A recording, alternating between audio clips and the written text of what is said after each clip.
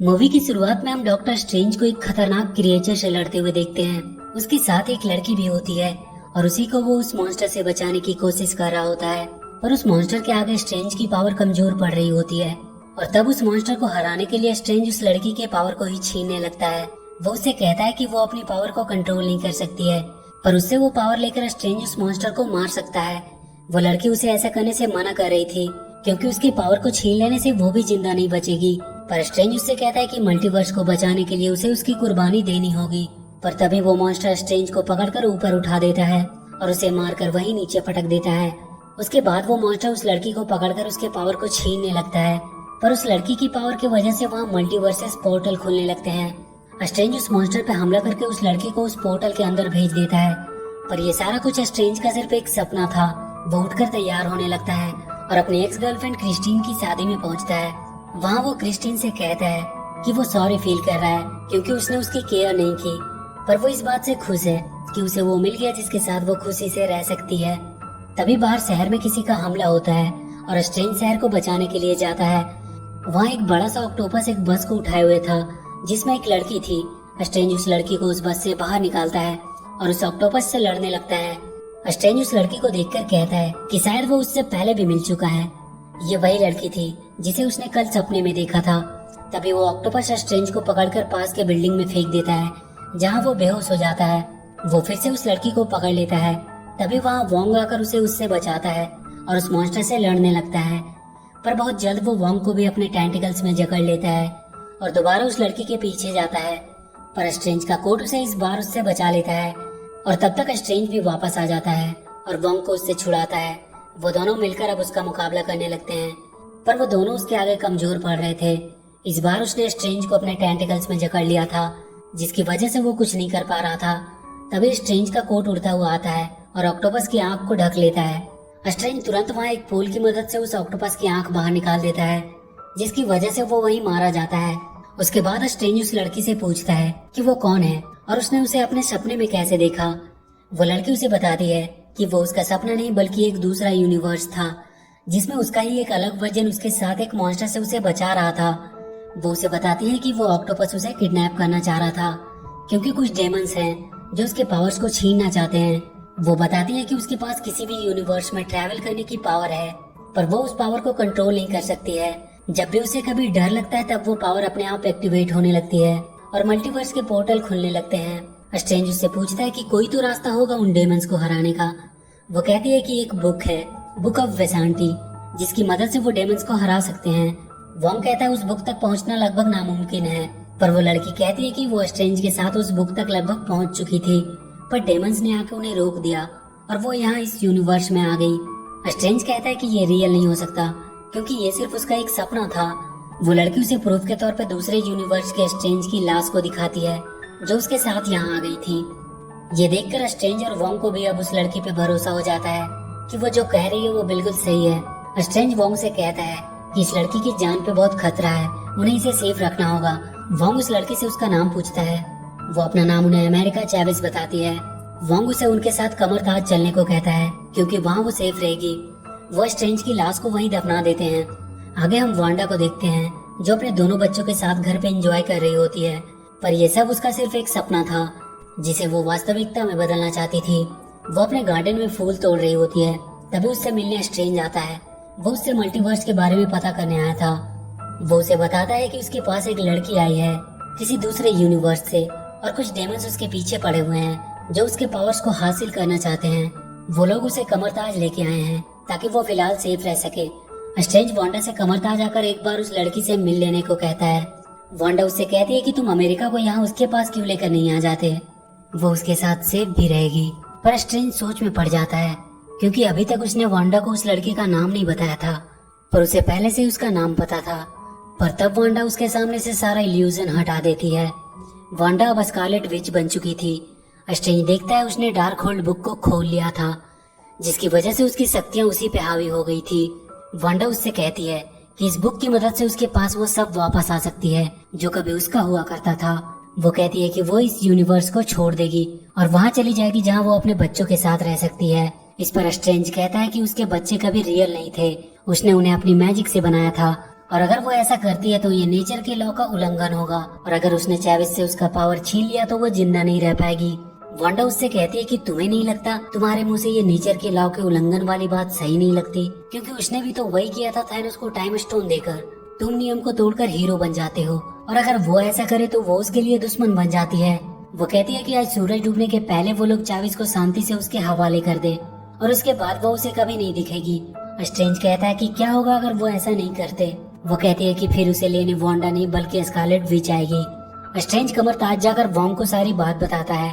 Strange सबसे कहता है कि अगर स्कारलेट विच को चैविस की पावर मिल गई तो वो पूरे मल्टीवर्स को गुलाम बना देगी। वॉन्ग अपने सारे आदमियों को उसे रोकने के लिए तैयार होने को कहता है। सारे लोग कमर ताज की हिफाजत के लिए अपनी अपनी पोजीशन ले लेते हैं, और तभी कुछ देर बाद पूरे कमर ताज के आसपास काला धुआं उठने लगता है और वांडा उनके सामने आती है। स्ट्रेंज जाकर उससे बात करता है और उसे ये सब रोकने को कहता है, पर वो नहीं मानती है और स्ट्रेंज को अपने रास्ते से हट जाने को कहती है, क्योंकि वो अपने बच्चों के पास जाने के लिए वो किसी भी हद तक जा सकती है। वो स्ट्रेंज पे हमला करती है, पर उसके आगे कमर ताज के लोगों ने एक मजबूत शील्ड बना दिया था जिसपे वांडा का कोई पावर काम नहीं करता है। वो कमर ताज पे भी हमला करती है, पर हर जगह उन लोगों ने शील्ड बनाई हुई थी। वांडा अपनी दूसरी चाल चलती है। वो वहाँ एक आदमी के दिमाग में जाती है और उसे वहाँ से भागने को कहती है, जिसकी वजह से उनका शील्ड टूट जाता है, और उसके बाद वांडा वहाँ पे हमला करती है। कुछ देर तक वो सब वांडा के वार को झेलते हैं, पर बहुत जल्द वो सब उसके आगे हार जाते हैं। वो वहाँ सब कुछ तबाह कर देती है, पर तब तक स्ट्रेंज उस लड़की को बचाने के लिए उसे वहाँ से कहीं और छुपा देता है और खुद जाकर वांडा के सामने खड़ा हो जाता है। वो वांडा को मिरर इल्यूजन में फंसा देता है, जहाँ उसके पावर्स भी काम नहीं कर रहे थे, पर वो अपने रिफ्लेक्शन के थ्रू उन तक पहुँचने की कोशिश करने लगती है। स्ट्रेंज और वंग जल्दी से वहाँ के सारे रिफ्लेक्शन वाली चीजों को ढकने लगते हैं, पर किसी तरह वांडा उन तक पहुँचने में सफल रहती है। वो उन सबसे कहती है कि चाहे वो कितनी भी कोशिश कर ले, वो उसे उसके बच्चों के पास जाने से रोक नहीं सकते। वांडा उन सबको बहुत सारे यूनिवर्सेस दिखाने लगती है जहाँ वांडा अपने बच्चों के साथ रह रही है। स्ट्रेंज कहता है कि जिस यूनिवर्स में तुम जाओगे वहाँ के वांडा का क्या होगा, क्या वो उसे उसके बच्चों के साथ रहने देगी? और स्ट्रेंज वांडा पे हमला कर देता है, पर उसके पावर वांडा के सामने कुछ भी नहीं थे। वो स्ट्रेंज को दूर फेंक देती है। वोंग को भी वो मारकर वहीं बेहोश कर देती है और चैविस को पकड़कर उसकी पावर को उससे निकालने लगती है। चैविस के डर की वजह से वहाँ किसी और यूनिवर्स का पोर्टल खुलने लगता है, और तभी स्ट्रेंज धक्का देकर चैविस को लेकर उस पोर्टल में कूद जाता है, और वो दोनों कई सारे यूनिवर्सेस को पार करते हुए एक यूनिवर्स के न्यूयॉर्क शहर में पहुँचते हैं। स्ट्रेंज चैविस से कहता है कि उन्हें यहाँ से वापस उनके यूनिवर्स में जाना होगा, पर चैविस कहती है कि वो पोर्टल खोल नहीं सकती क्योंकि उसके पावर पे उसका कंट्रोल नहीं है। स्ट्रेंज उससे कहता है कि उसका दूसरा वर्जन इस यूनिवर्स में जरूर होगा, वो शायद उसकी मदद कर सके, पर चैविस कहती है कि यहाँ उसका कोई दूसरा वर्जन नहीं है क्योंकि वो खुद उसी यूनिवर्स की है। वो कहती है कि वो स्ट्रेंज के दूसरे वर्जन को ढूंढकर बुक ऑफ वेसेंटी का पता लगा सकते हैं और शायद उसकी मदद से वो वांडा को रोक पाए। वो दोनों स्ट्रेंज के दूसरे वर्जन को ढूंढने निकल जाते हैं। वहाँ रास्ते में उन्हें एक मशीन दिखाई देती है जो लोगों की पुरानी यादों को वापस दिखाती थी। स्ट्रेंज उसमें देखता है जब वो क्रिस्टीन के साथ डेट पे गया था। उस दिन क्रिस्टीन ने उसे एक घड़ी गिफ्ट किया था। ये देखकर वो थोड़ा इमोशनल हो जाता है। चैविस भी अपनी यादों को देखती है जिसमें उसके साथ उसकी दोनों मॉम्स होती है, पर उसके डर की वजह से वहाँ कई सारे मल्टीवर्सेस पोर्टल खुल जाते हैं जिससे उसकी मॉम्स किसी और यूनिवर्स में चली जाती है और वो किसी और में। स्ट्रेंज उससे कहता है कि एक दिन वो जरूर अपनी मॉम से मिल पाएगी। वो दोनों बात करते हुए स्ट्रेंज के घर के पास पहुंच जाते हैं। उन्हें वहाँ डॉक्टर स्ट्रेंज की स्टैचू दिखाई देती है जिसपे लिखा होता है कि वो थैनोस से लड़ते हुए मारा गया। तभी वहाँ उन्हें कालमोडो दिखाई देता है जिसने स्ट्रेंज को पहली बार कमरताज पहुंचाया था। वो स्ट्रेंज को अपने साथ अंदर लेकर जाता है। स्ट्रेंज उसे चैविस और अपने बारे में सब कुछ बताता है।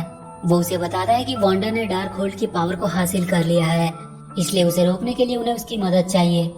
कालमोडो उन्हें बताता है कि उनके यूनिवर्स में भी डार्क होल्ड है जिसकी पावर से कोई भी इंसान अपने कॉन्शियस को किसी और यूनिवर्स के अपने दूसरे वर्जन में प्रोजेक्ट कर सकता है और उसकी बॉडी को पोजेस करके अपने तरीके से इस्तेमाल कर सकता है। ये पोसेशन परमानेंट नहीं होता है, पर इससे वो उस रियलिटी में काफी डैमेज कर सकते हैं। और अभी तक जो भी क्रिएचर चैविस का पीछा कर रहा था वो हो सकता है कोई और नहीं बल्कि स्कारलेट विच ही हो, और इस पोसेशन को वो ड्रीम वॉकिंग कहते हैं। स्ट्रेंज उससे बुक ऑफ वेसांटी के बारे में पूछता है, पर उसे चक्कर आने लगता है। कालमोडो ने उसके ड्रिंक्स में कुछ मिलाया था। वो दोनों वहीं बेहोश हो जाते हैं। इधर स्कारलेट विच अपने आप को उस यूनिवर्स के खुद की वर्जन में प्रोजेक्ट करने की कोशिश कर रही थी जहाँ चैविस और डॉक्टर स्ट्रेंज थे। उसने वोंग को अपने पास बांध करके रखा हुआ था। तभी वोंग के पास उसका एक आदमी आता है और अपने चाकू से डार्क होल्ड की बुक को लेकर डिस्ट्रॉय कर देता है। जिसमें वो खुद भी मारा जाता है। वांडा का दूसरे यूनिवर्स से कनेक्शन टूट जाता है। वो देखती है कि बुक भी डिस्ट्रॉय हो चुका है। वो गुस्से में वोंग को मारने लगती है और उससे डार्क होल्ड की स्पेल पूछने लगती है, क्योंकि वो सॉर्सरर सुप्रीम था और उसे इसके बारे में पता था। वो कमरताज के लोगों को मारने की धमकी देकर उससे वो स्पेल पूछती है। वोंग उसे बता देता है कि डार्क होल्ड सिर्फ एक कॉपी थी जिसमें वो स्पेल लिखे हुए थे, पर उसका असली पावर वांडा कोर में है, पर वहाँ तक आज तक कोई पहुँच नहीं पाया है। पर वांडा उससे कहती है कि ऐसा करने वाले वो लोग पहले होंगे। इधर स्ट्रेंज की जब आँख खुलती है तो वो अपने आप को एक ग्लास सेल में पाता है। चैविस भी उसके बगल वाली सेल में थी। वो देखता है कि वहाँ क्रिस्टीन है। वो उसे बताती है कि वो लोग उसके लैब में रिसर्च पर्पस के लिए लाए गए हैं, क्योंकि वो किसी और यूनिवर्स से आए हैं, इसलिए वो लोग उसकी पूरी जांच करना चाहते हैं। तभी वहाँ काल मोडो आता है और उससे कहता है कि वो लोग उसे इल्यूमिनाटी के सामने पेश करने के लिए ले जा रहे हैं। स्ट्रेंज को समझ नहीं आता कि इल्यूमिनाटी क्या है। वांडा वोंग को लेकर वैंडाकोर पहुंच चुकी थी। वहाँ वो एक टूटे हुए खंडर में पहुंचते हैं। वोंग बताता है कि यही सबसे पहले एक डेमन ने उस पावर को हासिल किया था और फिर बाद में उसे डार्क होल्ड बुक में लिखा गया। वांडा वहाँ लाइट जलाने लगती है। तभी 4 बड़े मॉन्स्टर उनकी तरफ बढ़ते हैं, पर वो सब वांडा के आगे अपने आप को सरेंडर कर देते हैं। ऐसा लगता है वो लोग उसका ही इंतजार कर रहे थे। इधर स्ट्रेंज को इल्यूमिनाटी के सामने पेश किया जाता है। वहाँ हम कैप्टन कार्टर को देखते हैं। कुछ और भी सुपर हीरोज वहाँ थे, जैसे कि ब्लैक बोल्ट, मिस मार्बल और फैंटास्टिक फोर के रेड रिचर्ड। रिचर्ड स्ट्रेंज से कहता है कि उसका उनके यूनिवर्स में आना किसी खतरे से कम नहीं है, क्योंकि उसके पीछे कई मुसीबतें भी साथ आ सकती है और उसने नेचर के लॉ को भी तोड़ा है। उन लोगों ने इल्यूमिनाटी को बनाया ताकि डिफिकल्ट डिसीजन ले सके, इसलिए आज वो डिसाइड करेंगे कि उसके साथ उन्हें क्या करना चाहिए। स्ट्रेंज उन्हें बताता है कि उनके ऊपर बहुत बड़ी प्रॉब्लम आने वाली है, स्कारलेट विच के रूप में। रिचर्ड उसे बताता है कि ड्रीम वॉकिंग को लेकर स्कारलेट विच से उनके लिए ज्यादा खतरा उसके यूनिवर्स का डॉक्टर स्ट्रेंज था। वो उनसे कहता है कि क्या वो स्ट्रेंज जो थैनोस से लड़ता हुआ मारा गया। तभी वहाँ चार्ल्स आता है और कहता है कि इसे सच्चाई बता देनी चाहिए। वो बताता है कि वो सब थैनोस के साथ वॉर में थे, पर स्ट्रेंज हमेशा अपनी मर्जी से काम करता था। उसने डार्क होल्ड की पावर ली और ड्रीम वॉकिंग करना शुरू कर दिया, पर एक दिन उसने उन सबको बुलाया और कन्फेस किया कि वो ड्रीम वॉकिंग कर रहा है। और ऐसा करते हुए एक बार उससे गड़बड़ हो गई और उसकी वजह से एक यूनिवर्स के सारे लोग मारे गए और उसे डर है कि उसकी वजह से वो दोबारा ऐसी गलती कर सकता है। उन सब ने बुक ऑफ वेसांटी की मदद से थैनोस को मारा, पर उनके सामने अभी भी दूसरा खतरा मौजूद था, डॉक्टर स्ट्रेंज के रूप में। इसलिए उन सब ने ब्लैक बॉट की मदद से स्ट्रेंज को खत्म कर दिया। इधर वोंग वांडा को समझाने की कोशिश कर रहा था कि वो चाहकर भी सब कुछ कंट्रोल नहीं कर सकती, पर वांडा उसे वहाँ के पहाड़ से नीचे फेंक देती है और अपना पोजेशन शुरू कर देती है। वो उस यूनिवर्स की वांडा को पोजेस करके अमेरिका चैविस के पीछे भेजती है। इल्यूमिनाटी के लोग अपने बिल्डिंग में किसी के हमले की आवाज सुनते हैं। वो कैमरे में देखते हैं वांडा ने उन पे हमला किया था। वो सब उसे रोकने के लिए चले जाते हैं।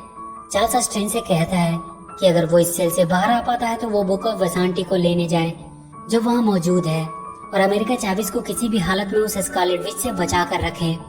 वांडा क्रिस्टीन की लैब की तरफ बढ़ रही थी। वो उस रूम में पहुंचने ही वाली होती है कि उसके आगे सारे सुपर हीरो उसे रोकने के लिए आ जाते हैं। रिचर्ड वांडा को रुक जाने को कहता है। वो कहता है कि ब्लैक बोर्ड उसे सिर्फ अपनी आवाज से खत्म कर सकता है, पर ब्लैक बोर्ड का पूरा मुंह ही सील हो चुका था और वो अंदर ही अंदर अपनी आवाज से ही फटकर मर जाता है। वो रिचर्ड को भी एक झटके में ही मार डालती है। कैप्टन कार्टर और मिस मार्बल उस पर हमला करती है। वो दोनों एक साथ उस पर हमला करके उसे रोकने की पूरी कोशिश कर रहे थे। कैप्टन अपनी शील्ड से उस पर हमला करती है, पर वो उसकी शील्ड को पकड़कर जोर से उसी की तरफ फेंकती है और उसकी वजह से वो भी मारी जाती है। अब मिस मार्बल सिर्फ अकेले ही बची थी। वो अपनी पूरी ताकत के साथ उस पर हमला करती है, पर उसकी पावर को भी वांडा कुछ ही देर में खत्म कर देती है और वो दूर जाकर गिरती है। वो तुरंत उस पर एक बड़ा सा स्टैचू गिराकर उसे भी मार देती है। स्ट्रेंज अपने आप को सेल से बाहर निकालने के लिए मोडो को उकसाता है और वो जैसे ही उसे मारने सेल के अंदर आता है, स्ट्रेंज उसे हराकर वहाँ से बाहर आ जाता है। इधर क्रिस्टीन चैवी को सेल से बाहर निकालने की कोशिश कर रही थी, क्योंकि वो सेल जाम हो चुका था। वो उस ग्लास को तोड़ने की भी कोशिश कर रही थी। तभी एक पंच से चैविस उस ग्लास को तोड़ देती है, पर तब तक वांडा वहाँ आ चुकी थी। तभी उसे रोकने वहाँ चार्ल्स आता है और उसके दिमाग से स्कारलेट विच को निकालने की कोशिश करने लगता है, पर स्कारलेट विच उस पर भी हावी हो जाती है और उसकी गर्दन मरोड़कर उसे भी मार देती है। तब तक अमेरिका और क्रिस्टीन वहाँ से भाग जाते हैं। भागते हुए उन दोनों को स्ट्रेंज मिलता है। क्रिस्टीन उन्हें लेकर बुक ऑफ वेसांटी के पास ले जाने लगती है। वो लोग एक टनल के थ्रू जा रहे होते हैं और उनके पीछे वांडा आ रही होती है। स्ट्रेंज किसी तरह से वांडा को वहीं टनल में दबाकर फंसा देता है और वो लोग एक गेट के पास पहुंचते हैं जिसे सिर्फ डॉक्टर स्ट्रेंज ही खोल सकता था। वो उसे खोलने की कोशिश करता है, पर उससे वो खुलती नहीं है। क्रिस्टीन उसे स्ट्रेंज की घड़ी देती है, जिसकी मदद से वो उस गेट को खोल लेता है। वो जगह स्पेस और यूनिवर्स के बीच के गैप का जंक्शन था। वहाँ बुक ऑफ वैसांटी रखी हुई थी। स्ट्रेंज जाकर उस बुक को अपने हाथ में ले लेता है। तभी चैविस को वांडा अपनी तरफ खींचती है और वो अपने पावर से बुक ऑफ वैसांटी को भी डिस्ट्रॉय कर देती है। वो चैविस को पकड़कर उसकी पावर को निकालने लगती है और फिर से चैविस की डर की वजह से वहाँ मल्टीवर्सेस पोर्टल खुल जाते हैं, जिसमें वो स्ट्रेंज और क्रिस्टीन को फेंक देती है। और उसके बाद वो एक पोर्टल खोलकर चैविस को स्कारलेट विच के पास भेज देती है। और इसके बाद स्कारलेट विच वांडा से अपना पोजीशन हटा लेती है। वांडा को जैसे ही अपना ध्यान आता है वो अपने बच्चों के पास भागती है और इधर स्कारलेट विच चैविस को उठाकर बीच में रख देती है।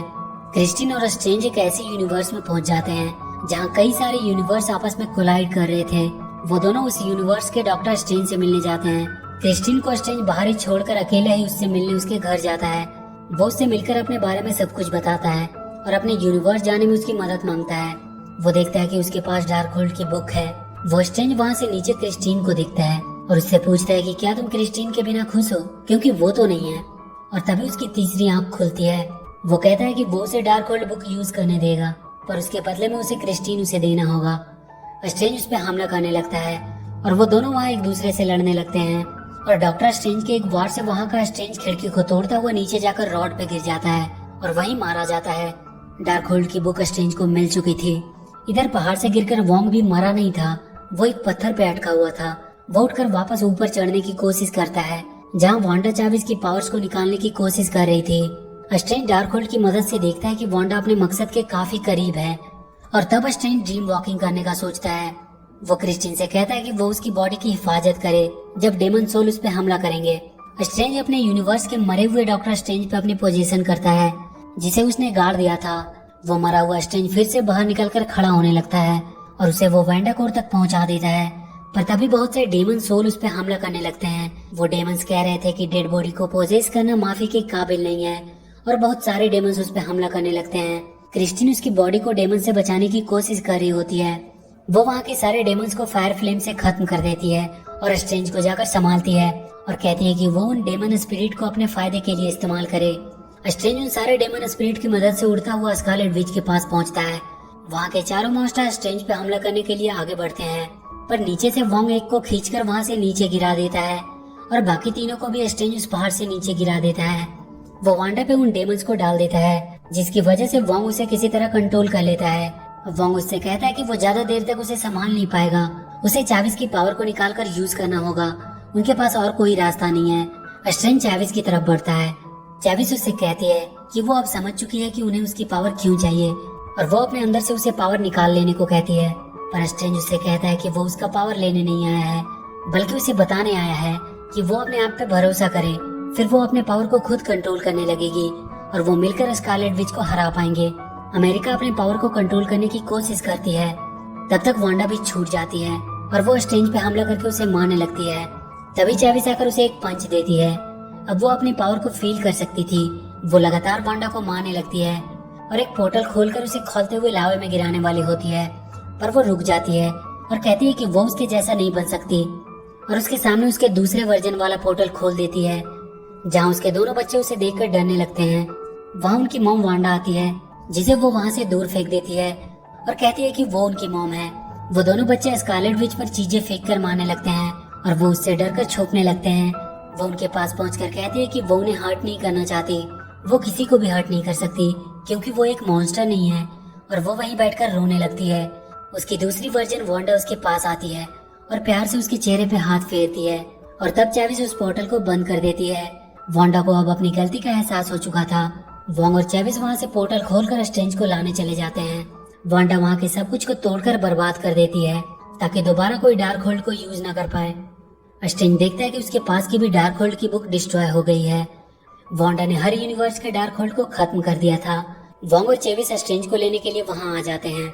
आगे हम देखते हैं कि अमेरिका चैविस भी कमर ताज में सीखने की कोशिश कर रही है और इसी के साथ ये मूवी यहीं खत्म हो जाती है।